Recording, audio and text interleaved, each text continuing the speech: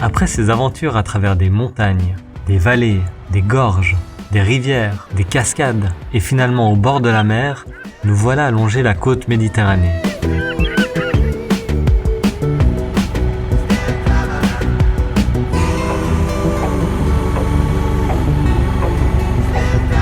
L'Annie de Nata arrive à grands pas et on souhaite se poser quelques jours sans avoir à trimballer toutes nos affaires avec nous.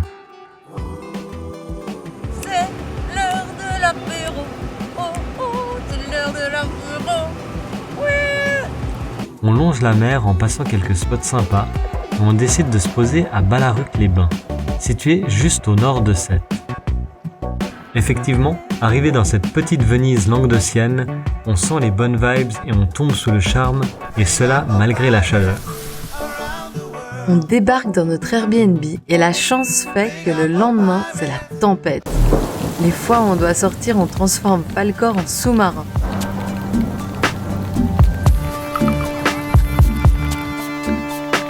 On est bien heureux d'être au sec et de savoir que si on sort, on peut faire sécher toutes nos affaires facilement.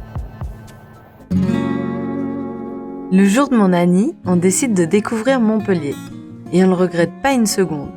La ville est magnifique et on déambule dans ces petites rues remplies d'histoires.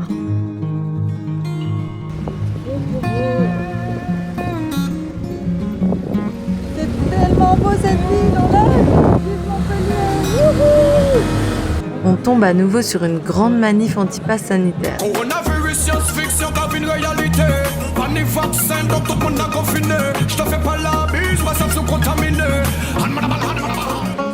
On passe de l'agitation du centre au calme des parcs en un rien de temps.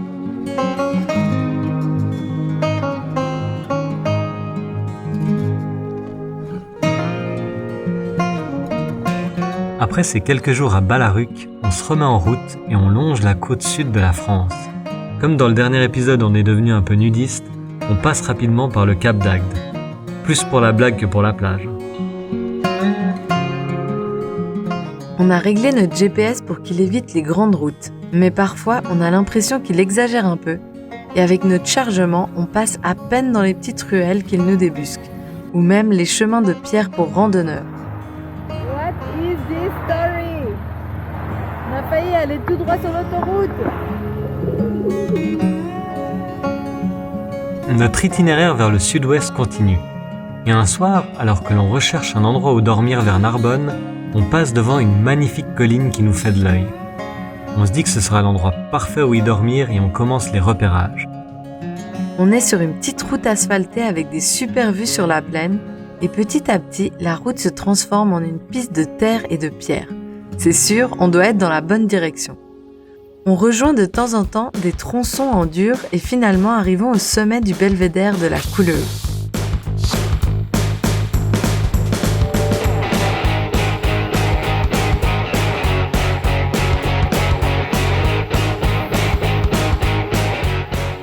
L'emplacement pour la nuit a l'air parfait. Personne aux alentours, pas de pluie, caché de la route, un espace plat pour la tente et Falcor à nos côtés. On se cuisine un petit plat.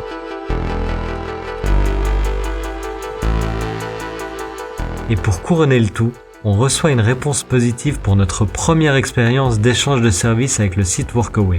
Qu'est-ce qui se passe ? Manger de la quinoa avec de l'endive, des tomates et des petites olives. Mais elles ne sont pas dénoyautées, alors attention donc.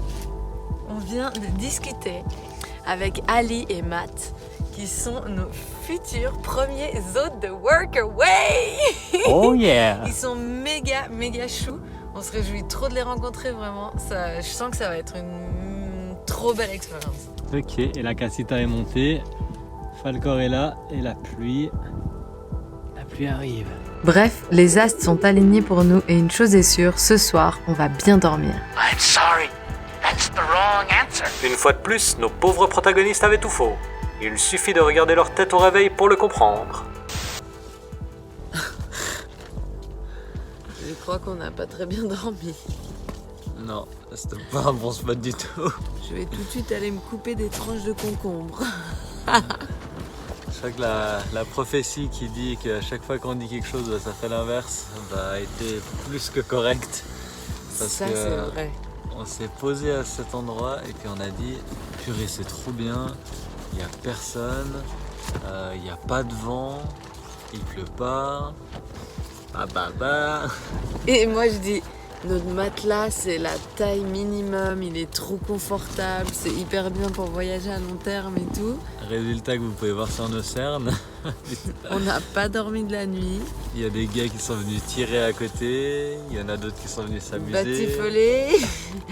Et puis, en fait, le matelas du côté de Vince, il s'est troué vite Normal. sur ce beau matelas. Normal, pas normal. Donc voilà, il s'est vidé toute la nuit, donc dormir sur le dur, ça repose. Donc voilà, on arrête de parler, on dit plus rien et on vit le moment sans le commenter. Sinon, il y a tout l'inverse qui se produit. La pluie recommence à tomber et on décide de plier le camp. Endurci comme jamais par cette mauvaise nuit, on passe en mode cinématique badass.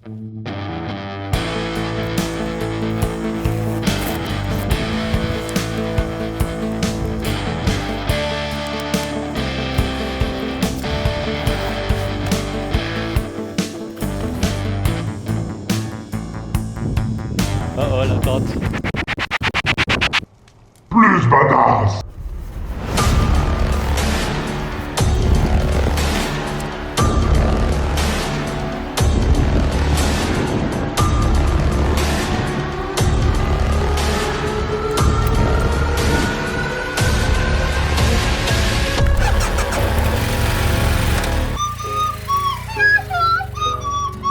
Une fois la couleuvre loin derrière nous, on passe visiter l'étrange village de Gruisan et ses chalets sur pilotis qui nous font penser un instant qu'on est dans le bayou en pleine Louisiane. On passe entre ces chalets et continuons ensuite notre route vers Perpignan. On s'apprête à se poser quelque temps dans une famille anglaise habitant dans les hauteurs du petit village de Corsavy, situé dans les Pyrénées-Orientales. On roule, on monte, on découvre ce petit village avec un regard intrigué, car on sait que si tout se passe bien, ces endroits inconnus deviendront notre nouvelle maison pour les semaines à venir. On trouve la route menant à la Taillade et la suivons à travers cette forêt enchantée.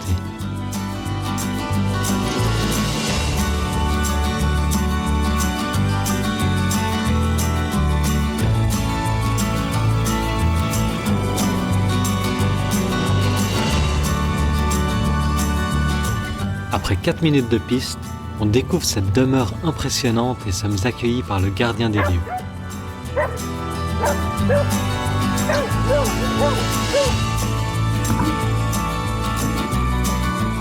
On gare Falcor et rencontrons Ali, Matt, Oléa et Simi. De là naîtra une expérience de vie hors du commun avec cette famille magnifique et leur beau projet de gîte. En moins de 24 heures, on passe de l'enfer du bivouac de la couleuvre au paradis de la taillade. C'est aussi ça la beauté du voyage. On ne sait jamais où on va tomber, et cela, c'est ce qu'il y a de le plus excitant dans le choix de vie qu'on a fait aujourd'hui. Bon, spoiler alerte, on va passer 2 mois à la taillade. On a donc décidé de sortir un épisode complet dédié à cette première grande expérience d'échange de services via le site Workaway. Un immense merci à l'incroyable famille Cooper d'avoir agrandi notre famille de cœur. We love you. Après ces 2 mois magiques de partage, on décide à contre-cœur de nous remettre en route. Le voyage nous manque et on souhaite se diriger vers des latitudes plus douces pour y passer l'hiver.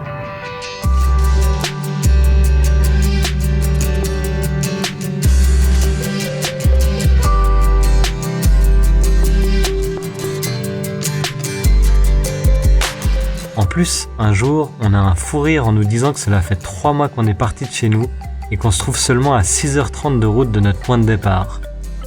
Mais pour nous, c'est pas la distance qui compte, mais les expériences vécues. Et on peut dire qu'avec ce début de voyage, on en a vécu des belles.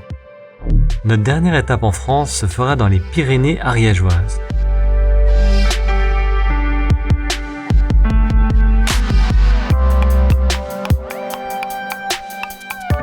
Sylvain, un ami motard rencontré dans un festival de films de voyage en 2018, nous propose de passer le voir avant de filer vers le sud. Le 6 novembre, on réalise notre plus longue étape sur le dos de Falkor. Quasi toutes nos possessions tiennent sur le dos de Falkor. On se sent en même temps minimaliste au vu de l'appartement que nous avons quitté et des affaires que nous avons vendues ou données, et en même temps surchargé, tellement notre pyramide d'affaires est imposante. On verra bien si on se sépare d'affaires en route. Seul le temps et l'expérience nous le diront. Plus de 5 heures non-stop à rouler dans des paysages magiques, le tout emboîté comme des sardines. Bon, moins de blabla, on vous laisse profiter des couleurs flamboyantes de l'automne dans les Pyrénées.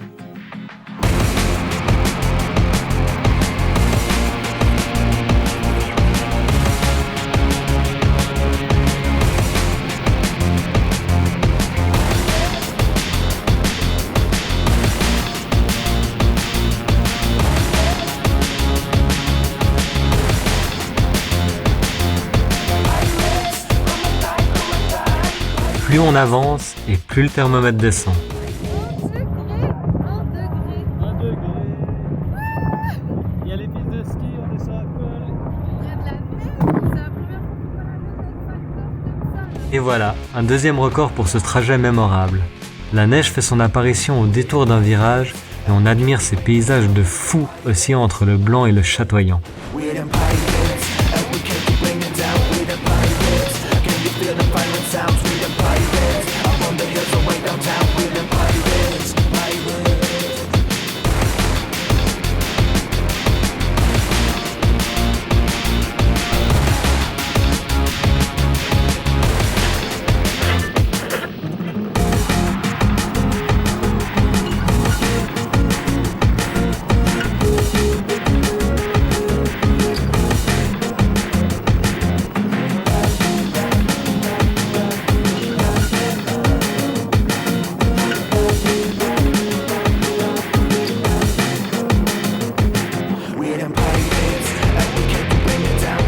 À notre arrivée, on a mal au corps, mais chaud au cœur.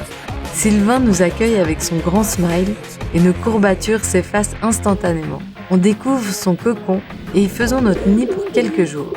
Il nous présente Pao, son acolyte, et Bernie, son compagnon. On partage des super moments, repas et histoires sur les routes du monde avec ce couple passionné et passionnant. Ces rêves de voyage partagés nous rapprochent et font naître une belle amitié. Merci les amis et au plaisir un jour de rouler à vos côtés sur cette belle planète. Ces quelques jours au Bosque nous permettent de profiter encore un peu des couleurs automnales et de chiller un max dans cette yourte tout droit sortie d'un rêve Pinterest.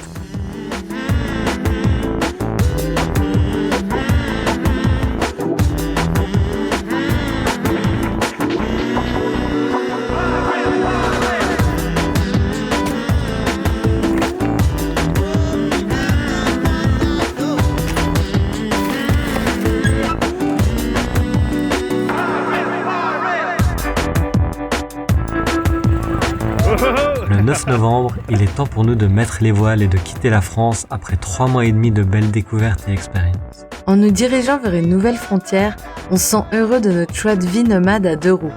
La moto nous offre une belle liberté de nous arrêter où on le souhaite et de foncer si on veut rapidement changer de paysage ou de climat. Avant de passer la 3e frontière de ce voyage, Vince fait quelques plans au drone pendant que je vide ma vessie en contrebas de la route. En remontant, j'aperçois une voiture qui jette des passagers sur ce même contrebas et s'en va. On assistera encore 3 fois de plus à cette petite chorégraphie jusqu'à ce que Vince récupère enfin notre moustique et se coupe bien le doigt avec l'hélice. On réenfourche Falkor et on aperçoit en contrebas ces hommes tentant tant bien que mal de traverser la frontière illégalement afin d'arriver dans ce paradis fiscal. Mais tout ça, c'est une autre histoire.